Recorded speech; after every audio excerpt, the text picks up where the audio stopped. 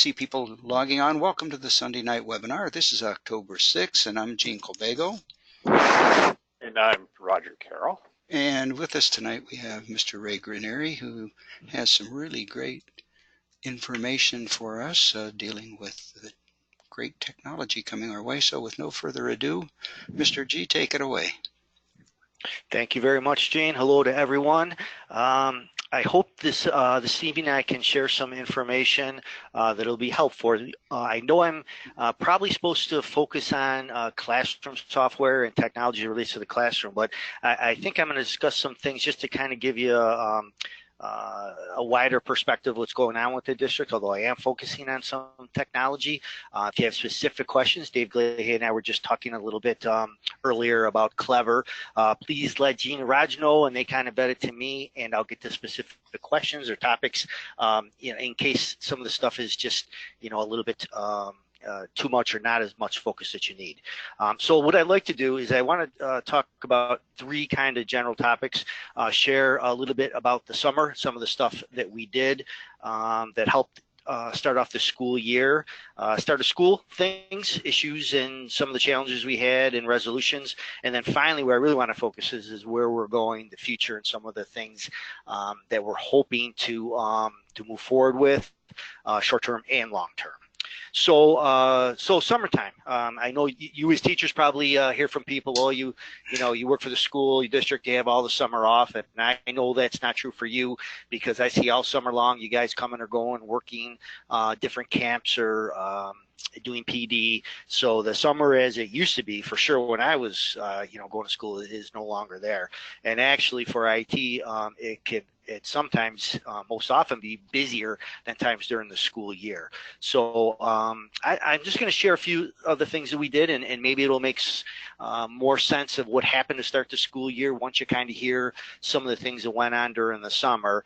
The one thing that was unusual and something that didn't happen in over 20 years is typically we house the Orleans Niagara summer school program at the high school for grades 6 through 12. And I know in the past we've done some elementary things, but this year we did not. And the reason for it was of all the summer work that needed to be done in our buildings. Specifically, the big one was the capital projects. It was a stewardship project, which meant, a lot of parking lots and roofs and things like that for phase one. But there was also a lot of classroom work, and as everyone knows, technology is integrated almost everywhere. So we were very busy, and it was very timely when this work had to be done. We'd be very flexible because with technology, we, pretty much everyone in IS, we move technology. We don't have Corrigan movers, or the grounds are very helpful, but a lot of times this technology, you have to be very careful, or it needs to be taken apart a certain way and put back a certain way. So that kind of kept us hopping and was definitely an area of focus. We also had another interesting project, is that Orleans Niagara Special Education, they decided, or we agreed upon, to house many classes. So they occupy now one wing at the high school and one section of South Prep School. So that was a bit challenging in that we had to kind of live with the capital projects and what was going on with there, then also build classrooms for special education students of all varieties. And quite often, especially with South Prep School, we actually had to, build a classroom where it was not a classroom, no smart board. Earl Smeal and maintenance were involved with a lot of things. So that was a bit of a challenge. Another kind of big project that if you teach at the high school or Gaskell Prep School, you're aware of all the classroom moves that went on. And again, that was challenging because we had to work in cooperation with all these other projects, and same kind of thing, you're moving classrooms to different places, and sometimes you had to build, which we're still dealing with today at the high school, build some different environments. So all of those things together really, I don't want to get into too much details, but really challenge the opening of schools because of timing, and you really can't do things when the parking lot's not done, and vice versa with us in maintenance and capital projects. So really that was a challenge, getting all that stuff together. A few of the other things more on the network side is it's behind the scenes stuff. If you're a teacher grades 3 through 6, you get new laptops last year. And the other side of that is we had to deal with all the recycle and all the work that goes with getting those devices out. And then a whole other host of things that the network guys were completely busy with trying to get a standard image and all sorts of things that that you have to do every year so that when you come in to start the school year, your environment is the best it could be. Is the application side. The busy part is really in two sections almost. What we deal with in July is mostly closing out the school year. So all the state reporting, all the byproducts of any sort of analytical data, all has to be buttoned up and sent to the state or grant agencies to finish the previous school year. And then almost right around August, we start looking at, when schedules start getting solidified, we start the initial stages of starting up the school year. And that's becoming more and more significant work. It always was work, but it's more significant work because of all the digital content that we're having and how you feed software. I could bore you a long time for the different pieces that are places of sending data back and forth, making it secure and presenting it in the proper way so you can use that digital software. Some of the partners are getting better and some other issues are coming up, but that really occupies a lot of time, and it really has to flow in a certain way right from the procurement part, which I'm involved with mostly now, of acquiring software and licensing and making sure they're appropriate, and kind of flowing all the way through. The last thing I want to talk about for summer work is especially if you worked at the high school for sure, and maybe a little bit at Niagara Street, you have been dealing with access proxy card issues getting into your building. The main reason behind that was we had 3 proxy card systems in district.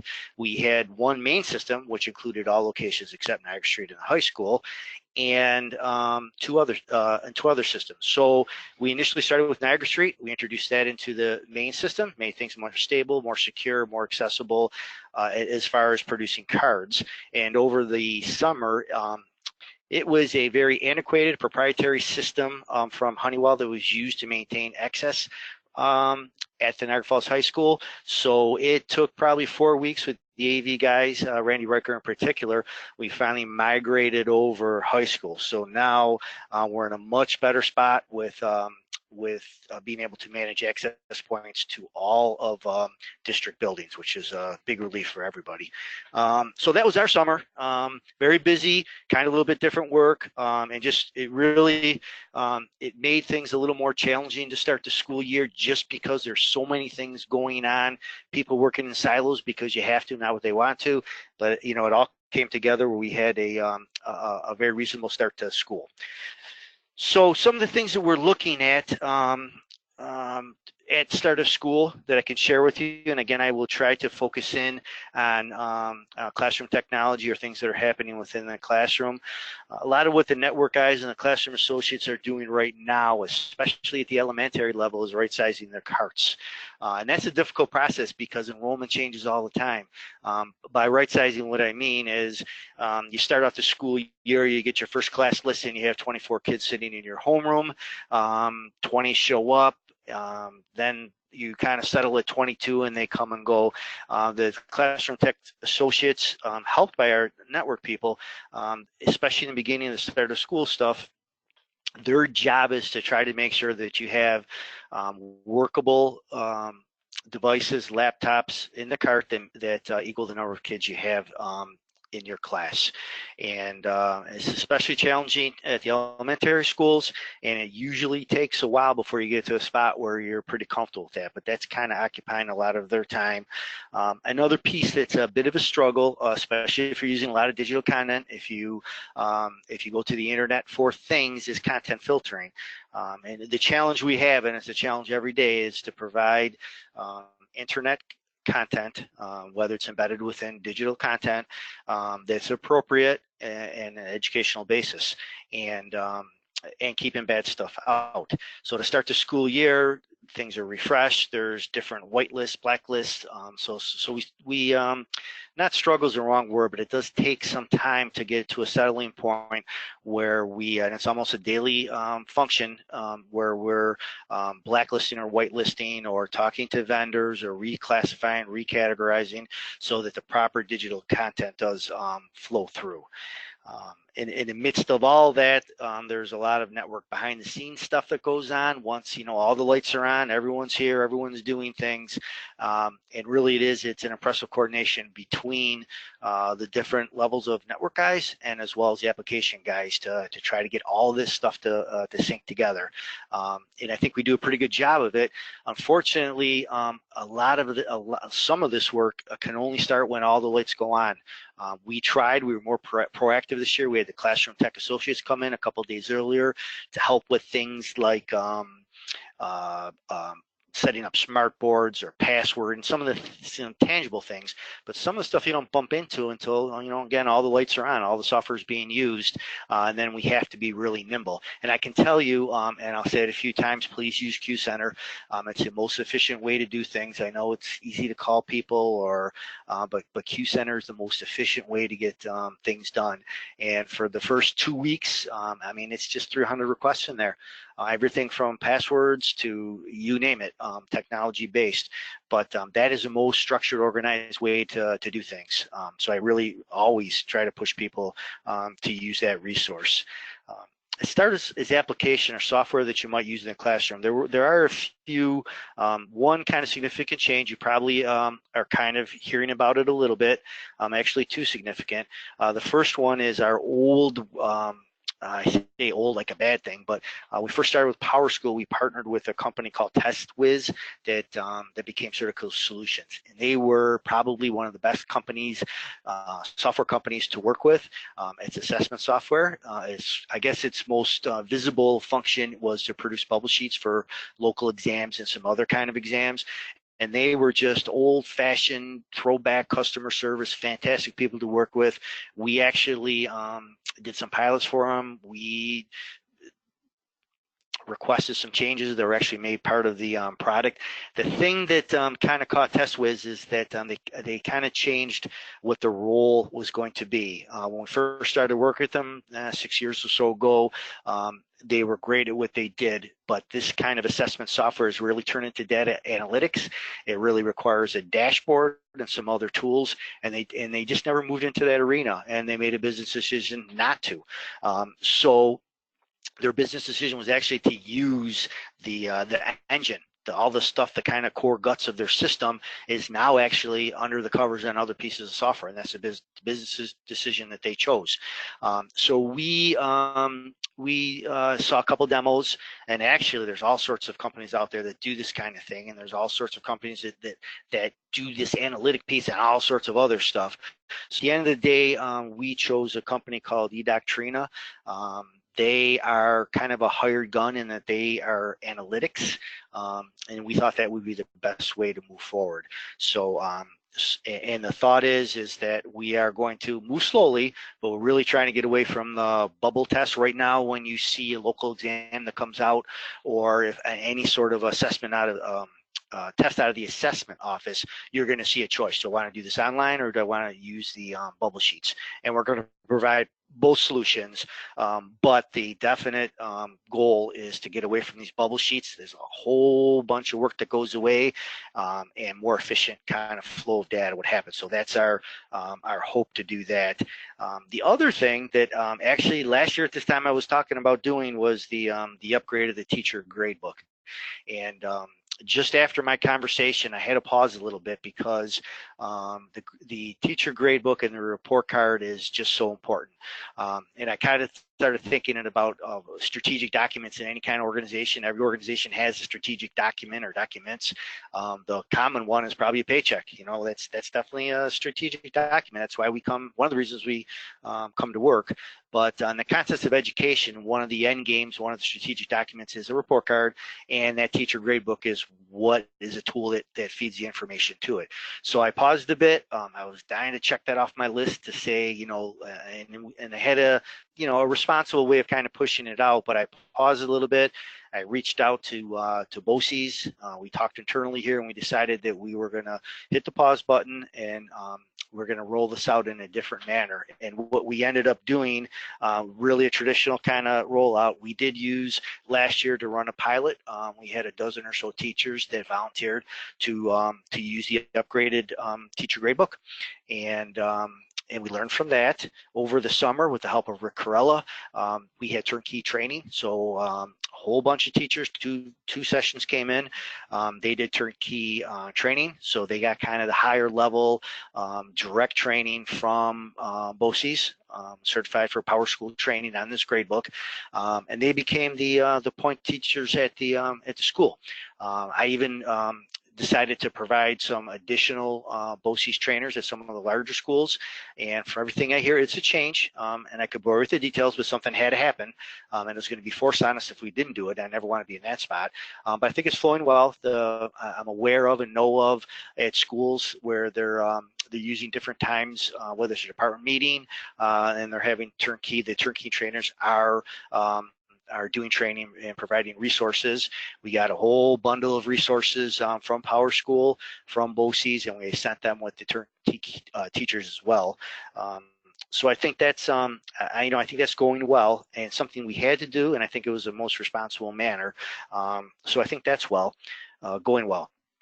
One other thing that's not directly related to you, but it is an application that's going to be new, is our business software. We've used Finance Manager for probably about 10 years now. At the school level, they probably use it for requisitioning and some other items. So as a teacher, I don't know if you'd have much access or knowledge of this, but it's a significant upgrade. Actually, for second week in November, we've been working all summer long, and we're really into it now as far as all the checklist items that we have to do. But after Veterans Day, when everyone comes back, we'll be working with a new piece of software to manage all our business duties: payroll, HRO, finance, accounting, receivables, payables, purchasing, is all going to be in a new system, but we feel as if we're in a pretty good spot. The other item that I talked about last year was a learning management system, and it was part of a survey, a teacher's needs survey that I sent out last year. And the main reason I did that is, again, this is another one of these things, although not hugely strategic, but it's something that a lot of school districts use as a learning management system. And Technology Committee and myself are struggling with a little bit because it's really a significant piece of software, especially if you go all in with all the stuff that a learning management system can offer, money-wise and time-wise. And we were just having a tough time wrapping our heads around how it would be used in relationship to some of the things we already have. So the first piece was this: I wanted to know what the demand was, and I think that what the survey showed is that people are interested in it and do good things for them. The problem is, and we're hoping to get past this year, is the other pieces of software. So we have PowerSchool and all stuff that goes with that, and some of the collaborative things that do go with PowerSchool. We have boatloads of digital software that either kind of work with PowerSchool or standalone that have collaborative pieces as well. And then we have Office 365, which is hugely has all sorts of items where you can share information and pseudo kind of learning management stuff. Obviously not, but my kind of where I'm apprehensive is that how's all this stuff going to work? And then we saw demos last year, and we never got to the final piece that we saw all this stuff playing nicely together and being effective and not being overwhelming, because the last thing you want to do is to spend a lot of money and a lot of time, and well-intended, of course, but you either get lost in this mounds of software, or then you say to yourselves, well, where am I supposed to do this? Should I be in PowerSchool? Should I be in Schoology? Where am I putting my grades? Do I need to press a button to send the grades over? That's the stuff that's the worst case scenarios, and you have that all over the place. So we're going to continue with it. The technology committee is going to, again, look at some things, different pieces of software. One that we're scheduled this year to look at is right now, the closest thing we have to a learning management system is New York Learns, and we do use it for some things. But New York Learns realized that in the context of a learning management system in today's world, they weren't doing a good enough job. People were leaving them and no one was coming. So they are just finishing up the development of a system called Magpie, which they are getting ready to start promoting. So we're going to look at that first just because they're kind of in district anyways, and we haven't looked at them yet, and we're hoping that this is the freshest look of what a learning management system can be in relation to other software partners, especially Office 365, PowerSchool, and all their partners. So that is going to be an interesting look-see to see how that goes. Some of the, we're looking at a pilot maybe at Niagara Street with the cafeteria system software. Just a lot of outside things, but at the end of the day, what we're really trying to do is just use that system to help us identify if there's any issues walking through that line, acquiring food in relation to allergies or really anything. We're just, the software's there. It provides a lot of functionality. There's just a lot of outside sources that we have to kind of button up before we, and a pilot would be perfect for that, but we're just not there yet. So, so that's kind of the application stuff that we're looking at currently, or that you'll see at the start of the school year. What I'd like to spend a little time now is the future stuff, and again, I'll really try to focus on.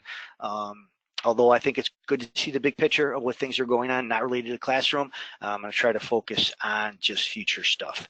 So Ray, the can first, we just cycle back? We had yeah, two questions come in sure, related to what you've touched on here, yep, going way back about yep, the prox card system. yes. The question is whether or not it's possible to have access after 6 o'clock for a teacher to go back to the building to do something, pick something up, etc. As I understand it, because I'm not involved, is that that is a cutoff time of day for re-entering the building if you're teaching staff. Yeah, well, we do have established categories, but we're in a better spot now because as I was saying earlier, we have 3 separate systems, and the high school is very antiquated, Niagara Street a little bit better, and then the rest better. But now we're all on one, and the one system that has more functionality does allow for other categories. What I mean by categories is teacher access is, there's 2 levels right now, and start time, end time, start time, end time. So we have more options now, but really what it comes down to is being able to manage the access. So we have to be careful not to create a lot of categories or to start putting people in categories that don't make sense. So it's more of now today, it's more of not functionality because we have more functions, but it's just being cautious on how we create access. And it's not for the example you said for a teacher that wants to come back. I mean, that's just a very appropriate request, but we just have to, and usually it comes down to the building principal. Because the high school is really starting off brand new with theirs, Mrs. Jones and I kind of share requests, and then we decide. And the request of a teacher getting more access is usually a very appropriate one, but we get a lot of other ones that we just have to pause a little bit. And again, it surrounds just the appropriateness, the need, and the context of trying to manage all this stuff. So it's something that could be revisited as the whole system evolves and everybody's more comfortable with it and understands it better.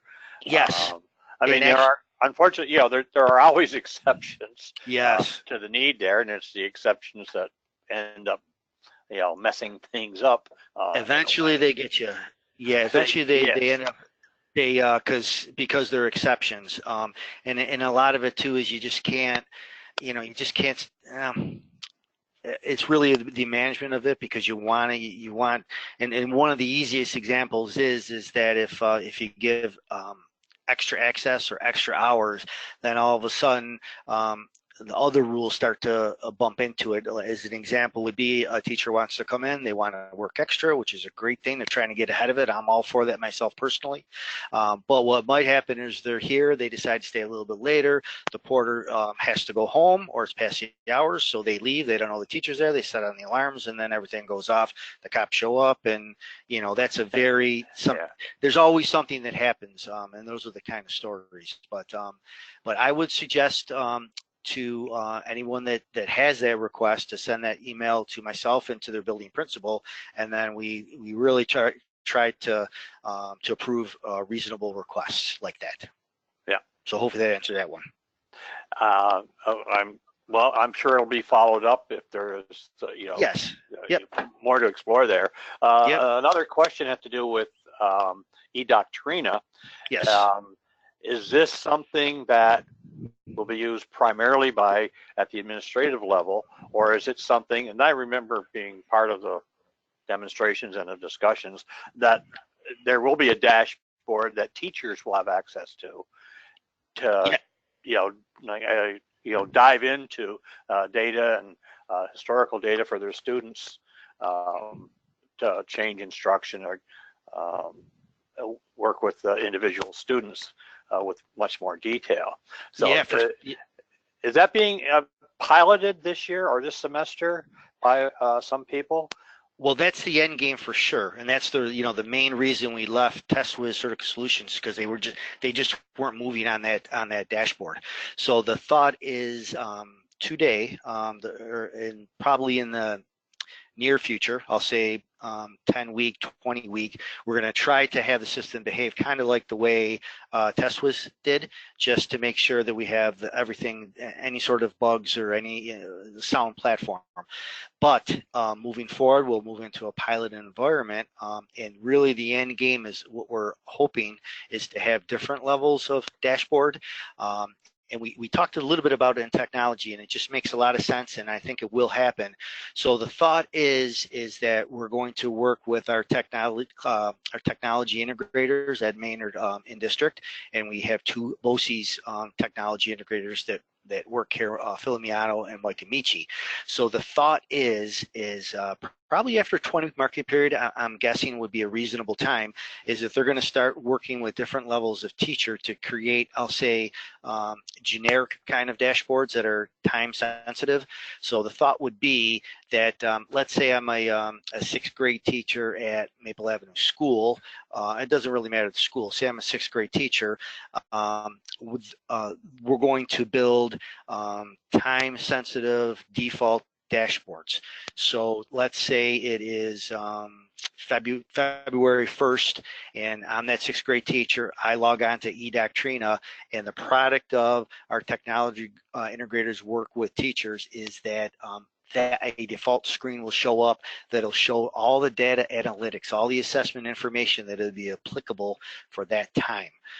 And I think that, that'd be huge for us because we've never had that before. But the next step would be, and it's not for everybody, but the big piece of this package is that it really has some really neat tools for the teachers that want to start doing some drilling down, part of our evaluation is that we had a couple of vendors demonstrate for us. We gave them raw data, and we said, we want to see what you can do with this dashboard.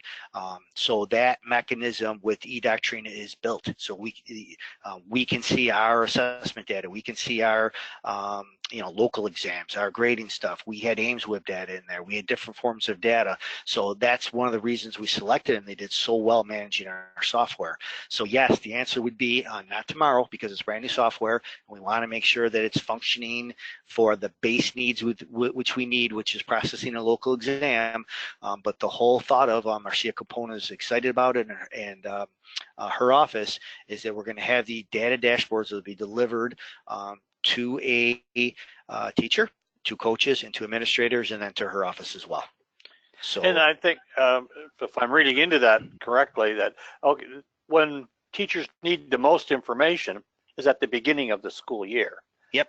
I want to know these kids. I've just seen them for the first time. I need to know everything I need to know about them to start differentiating instruction and start, and tailor some of the individual instruction that needs to be in place. So if I think we all played that game, like all of the testing was done in the spring.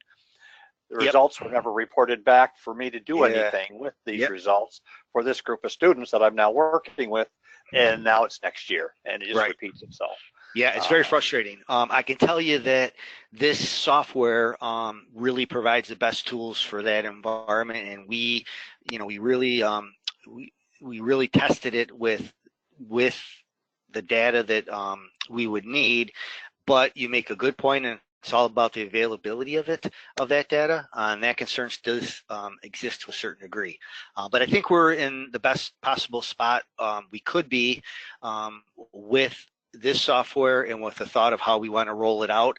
It'll have to evolve like everything else. But before we didn't have the means, the dashboard wasn't there. The dashboard that they did have was very clunky, and they admitted it. So I think we're headed down the right road and with the right thought of this, I'll say. Very good. And again, if anybody has some questions of Ray as we proceed, send them in either raise your hand with a question or send the question, and again, they'll be relayed. Okay, thank you. Yep, perfect. Good. Just let me know I get into a rambling mode here, so just shoot right in. And so future stuff, things I'd like to share, a couple exciting things in the context of devices.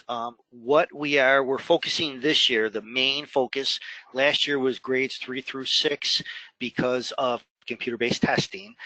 We have new devices for those grade levels. My focus this year is to replace the laptops that are in the lower levels, pre-K through 2. We have a demo in place in November. Lenovo is going to bring in a couple devices. We've used Lenovo's almost forever, or at least a long time. They're a good workhorse device. They provide a lot of functionality. It works well with the network. Not that I wouldn't look at other devices, and if time allows, I will, but we've been pretty happy with the Lenovo series. What I am doing though, and when I first started doing this job a little over 2 years ago, is that I am looking at different models. So this year, I had 3 general requests. I asked them to bring a tablet, especially for the little kids. That makes a little more sense. Maybe not so much for the older kids, but for the little kids, you can almost kind of see it. So last year we looked at a tablet, Tab 10, and it just didn't. The performance wasn't bad, to be honest with you, but the durability and how it interacted with the network was a concern. Like with everything, it does get better. They say this device is better, so we're going to introduce a couple of these Tab 10s to the network, and we have a few people that are willing to take it home to try it in their classroom to see how it evolves. The next device that they're bringing is last year was a 300E. This year it's a 500E. The big advantage this year, it's touchscreen, and that's the one probably not getting away from is whatever we introduce is going to be touchscreen, especially for the little kids. So this is an improved model. We'll evaluate it just like we're going to do with the tablet. It's not a fully dressed laptop like the Yoga 11E that we use now, but especially for this grade level, a lot of the uses are really just for a gateway for the internet.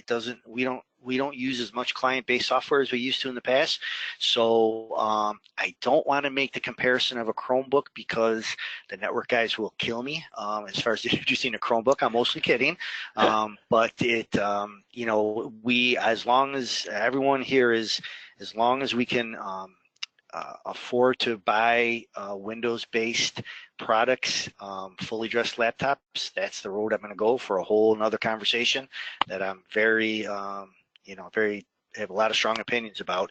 But this 500E, we have to give this a chance because it is an improvement. It's touchscreen, and as far as the gateway to the internet, or the digital software, it does make more sense, especially at the pre-K to 2 grade level.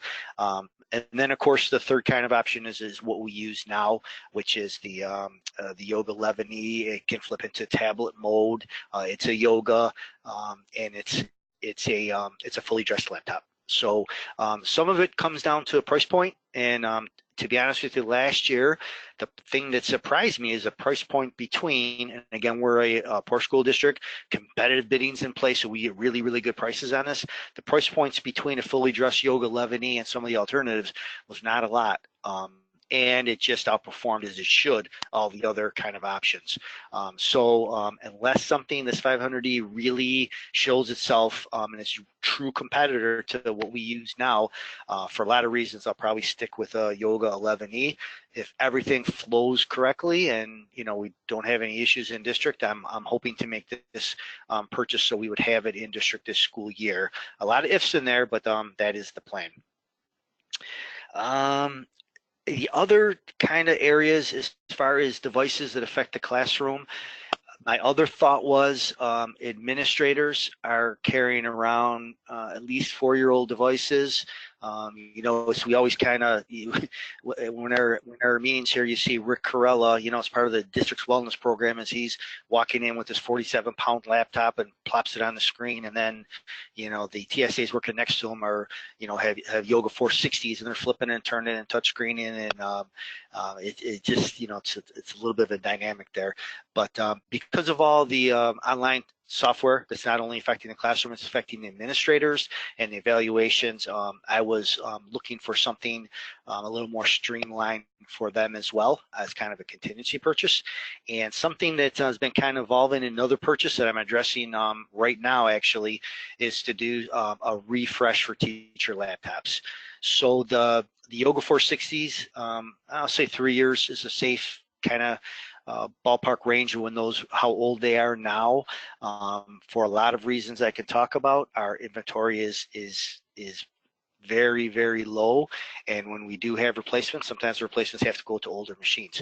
The main reason for that is because we used to be on a recycle of every 3 years. Our turnover would be 3 years. So every 3 years we'd take away those 460s and buy new ones.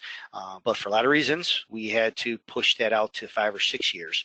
So what I'm looking for now, I'm waiting for pricing to come back and what functionality. I'm looking to do a supplemental teacher purchase of laptops, just because we're getting to be in a bad spot with laptops for a lot of reasons.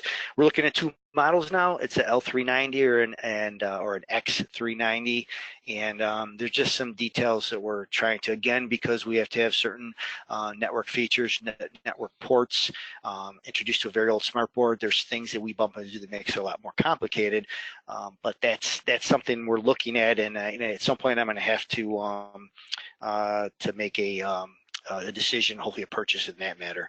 A few other things related to a classroom, and I've been talking about Windows products, laptops, tablets. We do have limited Macs, iPads in district, and kind of how we look at it. Again, this is a whole other conversation of why we're not in dual platforms, or why we don't use Chromebooks, or why we don't use Macs or iPads, or that's a whole different conversation, which I'd be glad to have, but it would take a while, and I'd like some back and forth with it. But we do have non-PC devices, and usually they're in specialized environments. And I'll give you an example. We recently introduced Teaching Strategies Gold program, and they didn't have a Windows solution. So we bought mini iPads that's pre-K teachers are using for that. We have some specialized software in our STEM environments that we're using different kind of technology. It's getting to a point, it's not a ton of them, but for cybersecurity reasons, mainly that's what's causing us. We're looking into purchasing some management software that will make things, I'm hoping, a little bit easier. And May, again, the network guys might kill me, I'm mostly kidding, but we just have to be very cautious on how we introduce different devices into our network, because we just have too many devices to have to touch things, devices. They have to be managed remotely, or we wouldn't get anything done.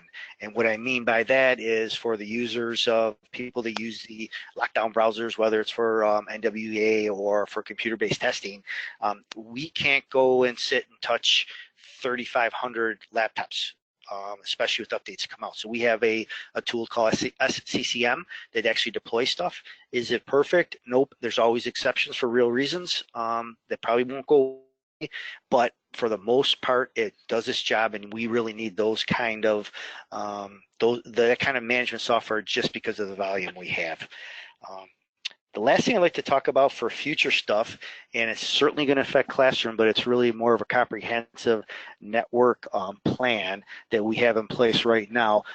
Right now today, when we're talking about throughput or bandwidth, or if you're talking about processing information through the district, we're 1 gig in schools, 2 gig total, typical kind of school district environment.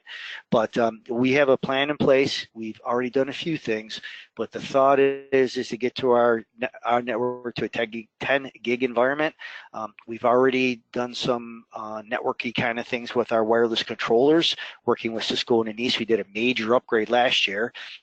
As part of phase 2 stewardship, I was talking about earlier that last phase 1 was mostly roads and parking lots and all that kind of stuff.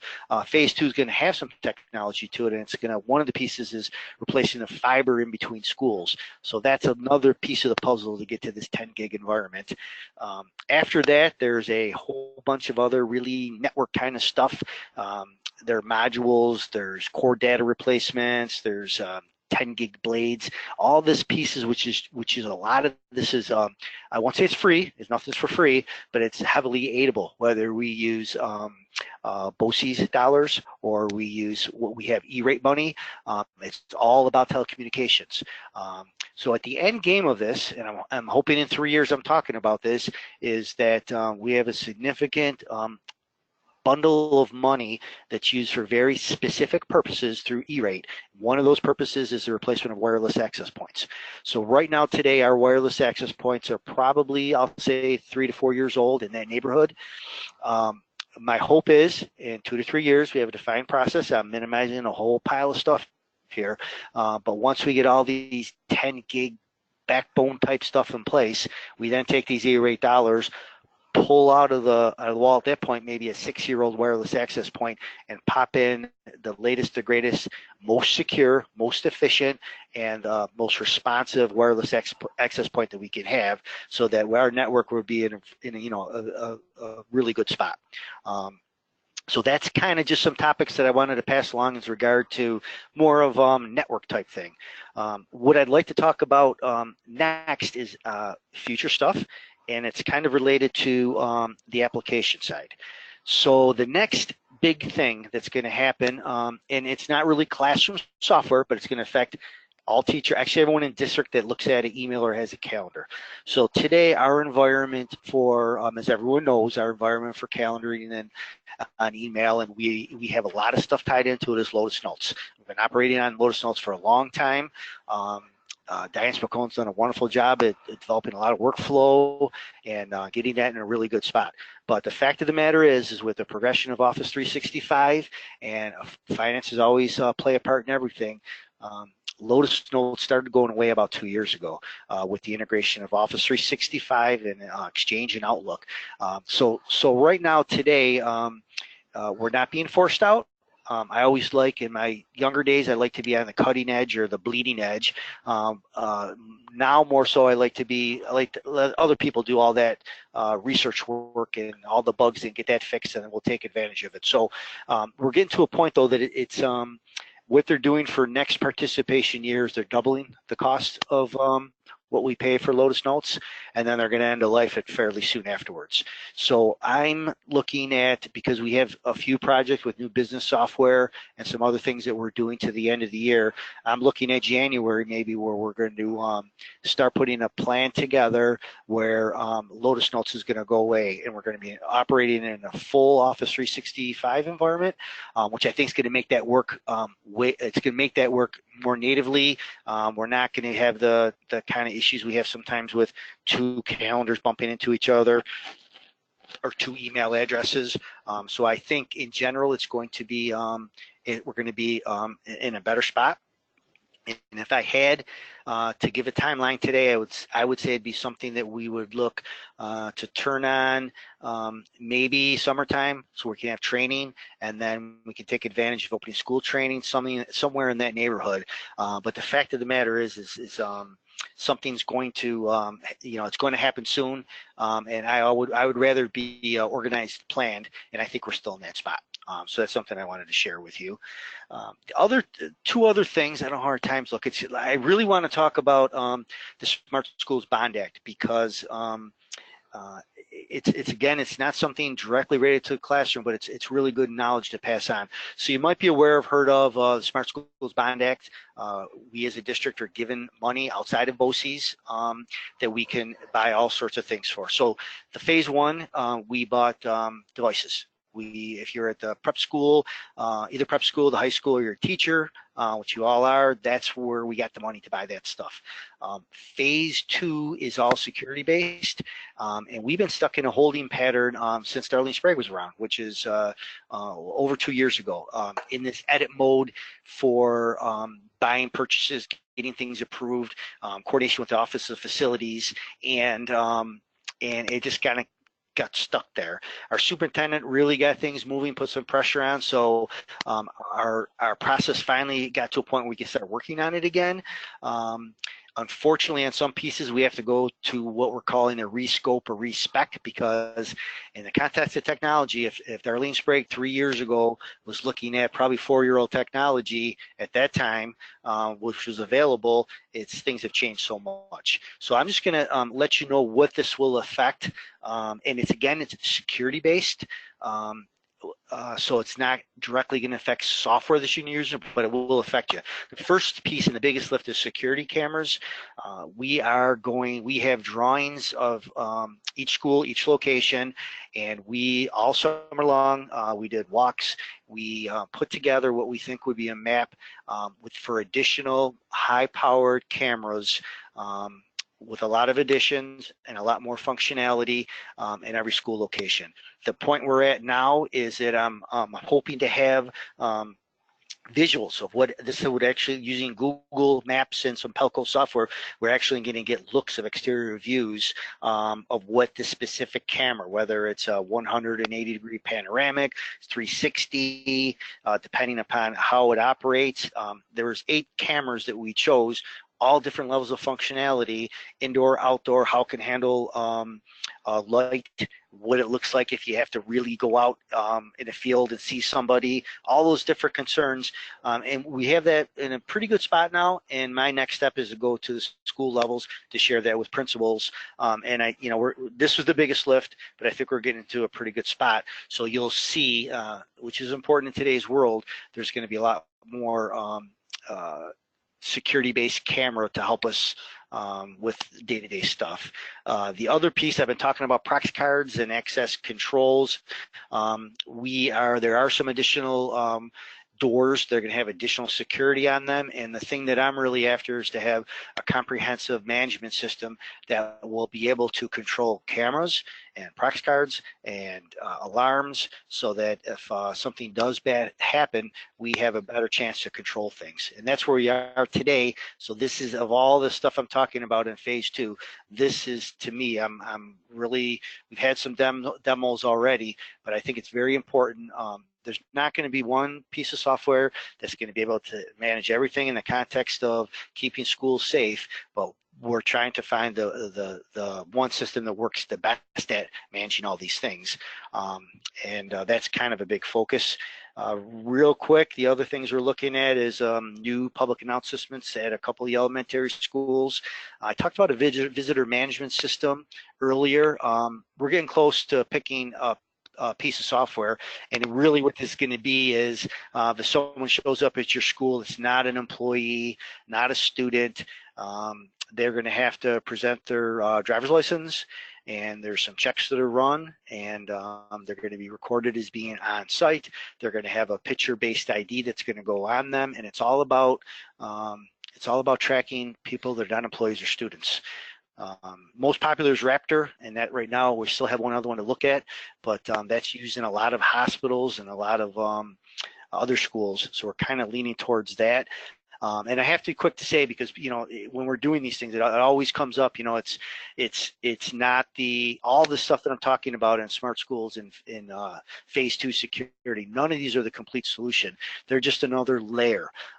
Everything they're talking about, security cameras, that can really stop Probably not. And we don't want to get into what Lockport got into with the recognition software and the problems they got with it, but it's another layer. It's something that'll help us keep schools safe.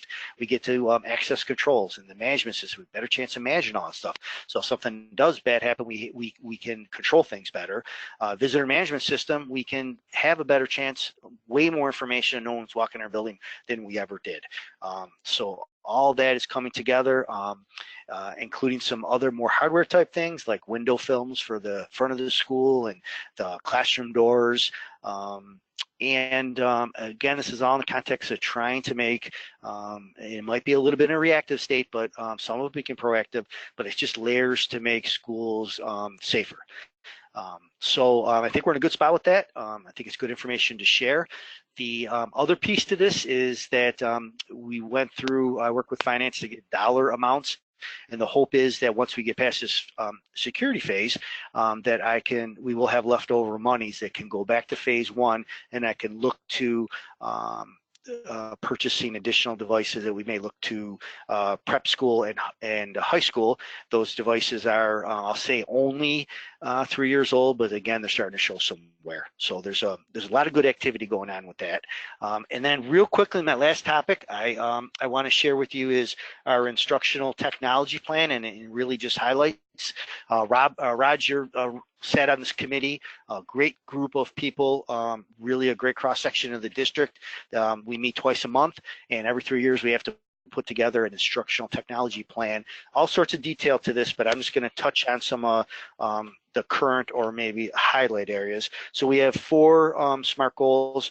The first SMART goal is trying to be able to provide a teacher with relevant, personalized technology in the classroom. And there's kind of a list of things under these. And again, I won't get into crazy detail, but basically we have a process where we just finished it this year. We kind of look at usage reports, we look at analytics, and we kind of see what software is being used, which is being and what software in this particular step, what's not being used. And in the 2 years that we've been doing it under this plan, we've eliminated some software that is not effective or not being used. And then what we do is we have a process in place where we run through a series of steps to say, okay, we're taking away or we're reducing the number of license for Achieve 3000. That's what we did this year. We were spending a ton of money, a real lot of seats. Usage report shows that we weren't using all those seats, and we know why. We felt comfortable, and we saved some money, and we provided some focus on the areas that are really using Achieve. But then the next step is, what are we going to replace that with? So we have 3 steps that we go and start to look for software as a replacement, or not so much as a replacement, but maybe another piece of software that that can complement something else. So we kind of look for stuff, we pilot it, if that goes well, we implement it. And that's kind of the process that we use for selection for this SMART goal. Then there's other things, some kind of tasks, I'll say. I already talked, one of the success stories was the eDoctrina purchase, and that followed this through, and we implemented it around our way. I talked about a learning management system that's going through this kind of process. These are tasks that we actually put in our plan that put a focus on things that we thought was important. The last thing that we felt important is the implementation of, not the implementation, really the continued use of Office 365. That's our choice. I know my daughter is a senior in high school right now, and as we're speaking, she's probably dropping a homework assignment into a Google Drive. It's effective, it works, but our decision, our focus is on Office 365 for a lot of reasons that I could share in detail whenever. But our tech integrators, Ed Maynard, Toboshi's guys, are part of what they're doing is trying to promote the use of it. And every year it is getting better, I could share with you.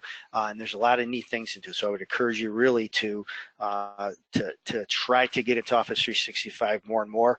The last thing under this SMART goal that I'd like to mention is Ed Maynard did a wonderful job last year with introducing the virtual reality kits. These kits check a lot of boxes in that they're follow ISTE standards, they're aligned with curriculum, they're timely with curriculum, and he just did a tremendous job. And that's the thing about Ed, he is so resourceful, and he put together he spent the last couple months, that was kind of his focus. That's what everyone wanted him to do, and he did a fantastic job with it. And it's a lot of success stories. And we're kind of putting this under the umbrella of kind of like blended learning, or some different kind of approaches to classroom instruction. And the other piece that Rick Corella is going to introduce at the prep school level to infuse some different technologies. We're using Steve Wozniak. He has his WISE University, and he has some STEAM kits that we're going to introduce at the prep school levels for technologies at that level. That's kind of exciting as well. So that's kind of that goal level. Let me shoot really quickly to our second SMART goal, which I think might be the most potentially be one of the most exciting things we've done in a little while. Is this SMART goal is all about, and our SMART goals have to align to New York State SMART goal, so they kind of guide us into areas that they want to do, which is a good thing, I think. But what this is about, this particular SMART goal is about having access to digital tools and resources to kind of remove barriers to learning. So out of the gate, this is talking about, you would think special ed, but it's really much more than that. Sharon Mateer, Marcia Capone, they keep reminding the committee and myself, and they're right, that this kind of stuff they're working on is just not special ed. It certainly is, and that might be a focus, but it's not. So we've done things as far as some housekeeping things where we categorized and did a bunch of stuff to try to get what we have in district together so we can have a better chance of using it. But I think the best part of this, and there's all sorts of stuff that are involved, pages of information on things we're doing, but and Roger could have some input on this as well, is that what we started last year is a partnership with the University of Buffalo's Assistive Technology Group, which is a fantastic group. They're a bunch of smart people focused on assistive technology. And the first thing that we wanted to do was and where we started was to help us define assistive technology. How do you do that? Because we were very reactive to it in the past, but I'm minimizing it, or I'm simplifying it, is we want a process, a bunch of questions and checklists that we can ask students, and at the end of that process, it identifies what assistive technology is needed. So at the end, it could be something completely non-technical where they need a big fat pencil, or it could be where they need some very specialized technology that now we know we need, and we're in a good spot to have a proactive solution. So that alone was big. But now what we evolved into is that we are partnering. They won a significant grant. It's called the Perry Grant, and so we're partnering with them to develop videos, and some of it surrounds Office 365, which we kind of led them into it, but it's videos on how to create or use technology, embedded tools in existing software like Word. Nothing, you're thinking of Captive Voice or something very specialized. It's really not. There are all sorts of embedded assistive technology tools that sits in the Office 365 platform, client or Office 365. So we're in the process right now of generating videos so that you guys can look at them and say, oh my gosh, I'm a special education teacher, this speech to text or whatever it might be, this is unbelievable. We're really excited about this kind of stuff. And where we're moving is you'll see the direction of these Sunday night webinars. You're going to see Raj, and Raj is spending some time with UB to develop some things. This is what we're going to present. A topic's going to be, Raj, I don't know if you've picked a date yet, but a Sunday night webinar is going to be the product of the relationship between the University of Buffalo Assistive Technology and us, which I think is pretty exciting. Yeah, I think they're talking about really 2 weeks from tonight as kind of an introduction and a kickoff of their this whole venture and explanation of it and so on. They have right now there are 8 fairly short videos that they have created and produced that, as you mentioned, specifically use some of the tools that we already have on our district laptops. Every student has in their Office 365 accounts, and it's how to use those tools, how to access those tools, how to customize those tools. And again, in 2 weeks, there'll be a kickoff with that. Again, open to every teacher in the district. And as kind of a prelude to that, they are creating a survey that will help guide where we go from there, and probably with a follow-up as well. So there's much more coming out about that. But again, they're talking about 2 weeks from tonight, that would be October 20th, as say the first of perhaps a series of webinars which deal more specifically with some of these tools and issues and so on. It's pretty exciting. There's a lot we can do that we already have within our toolbox here on Office 365 that we just want to share. We've talked about some of those things already, but this is much more directed and I think very beneficial. Yep, it's pretty. I appreciate you working with them, Raj, and it just as you know, they bring their expertise and really their focus. That's what they do, and so I think it's a really great direction we're going, and I just see it continuing and hopefully branching out to some other things.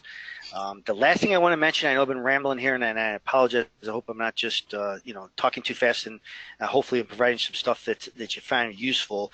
But the last piece that I'd like to talk about our technology plan, again, tons of other stuff in here, but one of our SMART goals revolves around professional development and different ways to deliver it, and hopefully be a little more focused on certain things. But Ed Maynard is doing a fantastic job. He started this summer with introducing some professional technology standards, ISTE standards, into exercises, into classroom technology. He was focusing on kindergarten to second, and the fantastic part of that is it followed this kind of process that we want to use, and that we're integrating technology. He's providing examples, he's providing tools, and then the piece where the professional development actually comes into place, killing a lot of birds with one professional development, is he at this point in time he's surveying and finding out exactly where those teachers that he was teaching, what their strengths, what their weaknesses are, so that he can come back and sit with Rick Corella and say, okay, here we are, we did this professional development, and for this particular scope and sequence, and this is what we found based upon teachers' input, and that's how we're going to roll out some professional development. We're moving on to 6th grade and all the way through the district, but the process and the means of what he's doing, everyone's really happy with, and I believe it's going to work out well. Okay, I know I'm going over. It's 9:02. I'm sorry about that. Well, we had a couple of questions. Shortly, Yep. everyone will get a thank you for attending and a follow-up survey. And then some of the questions that have been asked in the background, we will relay to you to either respond to in a general sense or individually to the people who posed the questions. But again, for everyone in the audience, you will get that survey. If you think of a question or you want to repose something that we haven't quite addressed in this hour, please do so. Yeah. And with that, Gene? Yeah, I just want to remind you that survey will be in the thank you email you get in 1 hour. Had a couple of people asking about where the survey was last week. So just open that thank you email. And with that, yes, thank you for joining us tonight, Mr. Granieri. And boy, there was an awful lot there. And I think I'm probably going to watch the video again. Yeah, I'm sorry if I rambled. Hopefully I shared. I appreciate everyone listening, and I hope it was some use. Yeah, and thank you again. Thanks a lot. And just a reminder, we will not have a webinar next week. Next week is a holiday week, whether it's Columbus Day or Indigenous Peoples Day, or if you're a Canadian friend, it's Thanksgiving Day, isn't it, Raj? Yes, we have pigs in a blanket every year. Anyhow, so we'll be sending you lots of information about a very special webinar, I guess 2 weeks from tonight. So with that, we'll say good night, Raj. Yes, thank you, Ray, and good night, everybody. Good night, all. Yep. Take care, everybody. Good night. Bye-bye.